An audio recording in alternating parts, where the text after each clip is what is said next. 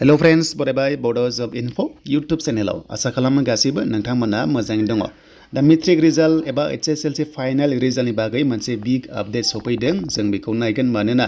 सिमा मोनसे big update फोसावदों जेरै नोंथांमोननि फाइनाल रिजाल्टनि बागै दा जियानो जा गोबांथार कमेन्ट्स फैगासिनो दं आंनाव जे दा रिजाल्टआ मा डेटआव होगोन आरो लोगोसे बबे टाइमाव होगोन दा बेनिनो गोदान अफिशियेल क्लेरिफिकेशन मोनसे लेटेस्ट आपडेट सफैदों बेखौ नोंथांमोनजों दिन्थिगासिनो दङ दा बेखायनो भिडिअखौ हानाय एसेबां शेयार खालाम जाहाथे बयबो मिन्थियो दा बिथाङा मा बुंदों जों बेखौ नायग्रोनोसै जे सिमा बुंदों बेयाव फेसबुक पेजाव बिथाङा मोनसे आपडेट फोसावना होबाय जे रिजाल्टनि बागै स' बिथाङा बुंदों I would like to inform all parents and students होनना बुंदों जे बिथाङा माने बुंबाय जे जायनाखि स्टुडेन्ट्स आरो पेरेन्ट्सफोर एबा गार्जेनफोर HSLC एग्जामिनेशन रिजाल्टनि बागै जे बिथाङा बुंनाय बादिब्ला रिजाल्टआ दिनै एबा दिनैनि डेट 10 एप्रिलाव होनाय नङा मैया आपडेटखौ होदोंमोन बेखायनो टुमर' होदों बाट दिनैनि दिनाव होनाय नङा होननानै बिथाङा बुंदों थ' बिथाङा नै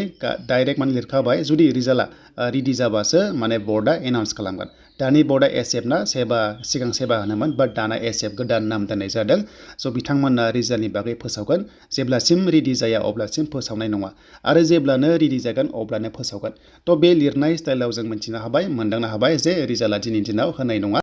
स' बिथाङा बेखौ बेयाव फोरमायबाय जुदि होनायमोनब्ला स' बिथाङा गोदान आपडेट होबावगौमोन दासिम होथ'वाखै आरो जुदि बाइचान्सआव जुदि होयोबा नोंथांमोनजों फिन खनसेबाव डिटेल्सखौ लाबोगोन दा जायखिजाया रिजाल्टआ होनाय चान्सआ गैया बेनो जाबाय मेट्रिक एग्जाम फाइनाल रिजाल्ट देन HSनिखौबो गोबां सोंदों स' HSआ ओरैबायदि जायो मेट्रिकआ होखांनायनि उनावसो HSखौ होयो दा माने रेडि जायाखै आरो लोगोसे ओरैबायदि दङ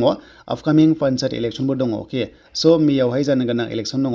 आरो बे सिगांबो नोंथांमोना मोननो हागौ जेरै 7 आरो लोगोसे 2 मेयाव इलेक्सन जायोबा एन्ड काउन्टिंआ 11आव जायोबा थ' बिनि सिगां किजानि रिजाल्टआ रिलिज खालामनो हागौ आरो अके थ' बेखौ आं एनालाइज खालामदों दा जियानो जा लेटेस्ट आपडेटखौ नोंथांमोना नायथ'दो थ' बिनिफ्राय रिजाल्टखौ बोरै नायो थ' रिजाल्ट नायनायनि वेबसाइटआ गोबांथार थागोन अब्लाबो जों मोनसे जास्ट एग्जाम्पल जोङो नायगोन जेराव नोंथांमोनाबो नायनो हागोन आरो अके दा बिदिबा जों सिक्सा रिजाल्ट होननाय मोनसे वेबसाइट थायो थ' जों बेयाव नायनो हायो दा सेबाया ओरैबायदि बिजि जादों सेबानि वेबसाइटआ गेवाखै जानो हागौ पर्टेला रेडि जादों जानांगौ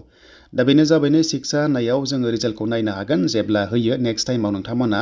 होनो बा जिखुनु जाया आपडेटखौ बाव मोनगोन जेरै नोंथांमोना नै बेनो जाबाय टु बि एनाउन्स सुन होनना बुंदों दा जेब्लानो डेट फैयो बेयाव नोंथांमोना मोननो हागोन लोगोसे डाउनलड अफिशियेल वेबसाइट माने एप्लिकेसन दङ SF होननाय दानिया SF नाम दोनबाय नालाय बर्डखौहाय दा बेखौबो नोंथांमोना मबाइल एप दङ बेखौ डाउनलड खालामनानै रिजाल्टखौ चेक खालामनानै अप्सनखौ मोनगोन दा बिनि बागै उनावहाय भिडिअ फैबाय थागोन जेब्लानो गोदान डेट फैयो नोंथांमोना बड' जब इनफो इउटुब चेनेलाव मोनगोन टेनसन गैया स' बेखायनो जायफ्रा गोदान मोन चेनेलाव साबस्क्राइब खालामनानै लानो हागोन